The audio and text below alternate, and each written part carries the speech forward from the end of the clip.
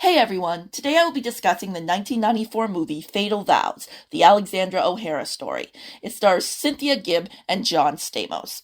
I review at least one movie a week, so if you have not subscribed to my channel, please do so that you don't miss any of my new content. Fatal Vows is based on a true story of a convicted serial killer named Alejandro Henriquez from the Bronx. From what I've read online, it sounds like Alexandra O'Hara was inspired by a real woman named Andrea Rosario, so why this movie is called the Alexandra O'Hara story is anyone's guess. They could have just left that part off and kept the title simple. At the beginning of the movie, we're introduced to Alexandra and her 4-year-old son, Ryan, on a busy day. She's rushing to get him to school, and she also has a doctor's appointment before having to get to work. On the way to school, she sees cop cars racing by with their sirens going. A priest appears on the scene and informs her that a body has been found. It appears to be the body of a recently missing girl. Alexandra meets Nick Pagan for the first time at the doctor's office. He's an undercover cop, or so he says. Nick is a friend of the doctor, and this leads to an introduction. After the appointment, Alexandra misses the bus, and so Nick offers her a ride. He says he's a livery driver. I can only assume that's a glorified way of saying he drives a cab for a living. She accepts the ride, and he flirts with her, but she's not interested in a relationship because she's divorced and has a kid. Of course, Nick doesn't leave it at that. These guys never do. He decides the next best course of action is to contact Alexandra at her place of business. He asks her if she's married because he just happened to notice she wasn't wearing a wedding ring.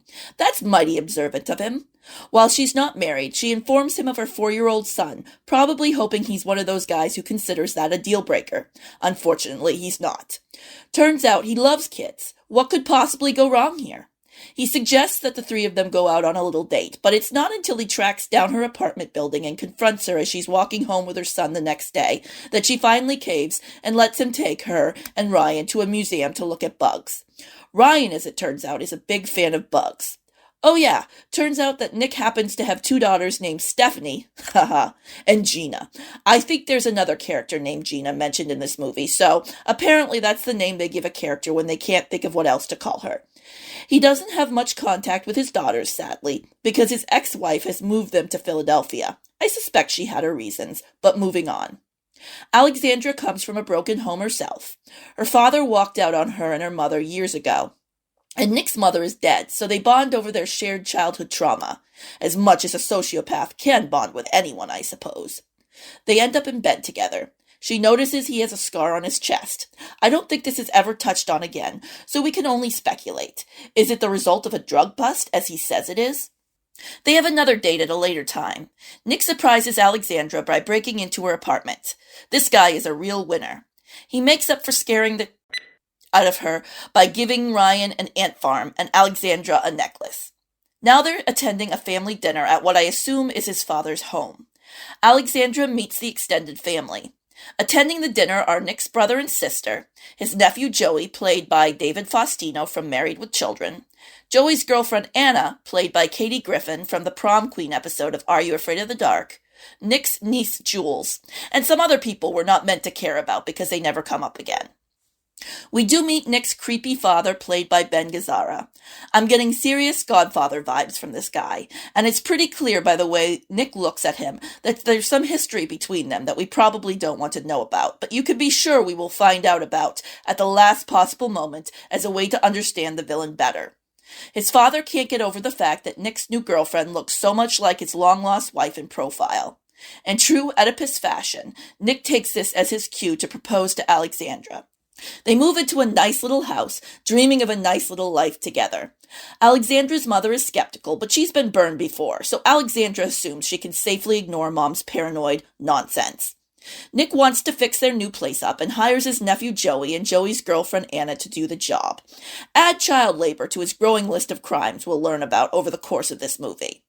In all fairness, Joey is a teen, or possibly in his early 20s, and Nick does pay Joey for his time and effort, probably enough money for high-end pizza circa 1994. Alexandra is clearly smitten with her family-oriented man.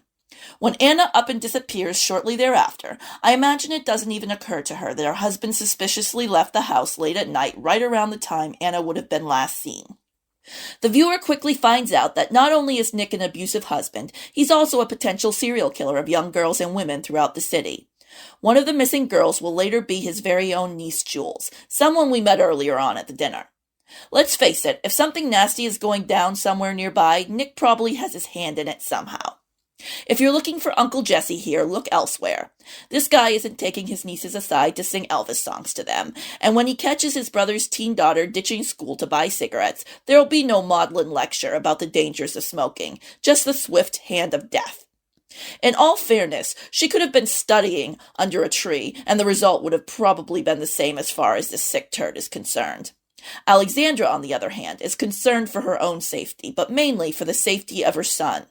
She is determined to bring the fiend she married to justice if it's the last thing she does. Similar movies include Beyond Suspicion from 1993, starring Marky Post. It's also known as Appointment for a Killing, and it is about a woman who works with the authorities to nail her serial killer husband. Corbin Burnson, known for his titular role in the horror movie The Dentist 1 and 2, also plays a dentist here. Then there's Murder at My Door. Judith Light knocks it out of the park as a woman coming to terms with the fact that she doesn't know her son at all, which is relatable to mothers of teens everywhere, but especially to mothers of closeted serial killers. Murder at My Door carries on the tradition of naming one of the serial killer's victims Katie. Also, Fatal Vows reminds me a little of True Crime 1995, starring Alicia Silverstone as a teen and amateur sleuth who ends up in an affair with a wannabe cop while investigating a local murder. Fatal Vows is a great movie to watch if you gravitate toward mysteries that involve city life, crime scenes, marital woes, the more extreme the better, and implied childhood abuse that makes us feel a shred of sympathy for the bad guy in the end. I have included much of this review in my 2024 book, Deadly Guide, The Search for the Killer Made for TV Thriller, which is available to buy as an ebook or paperback on the Barnes & Noble website. Thank you for watching, and if you haven't already, please subscribe to my channel. Have a great day.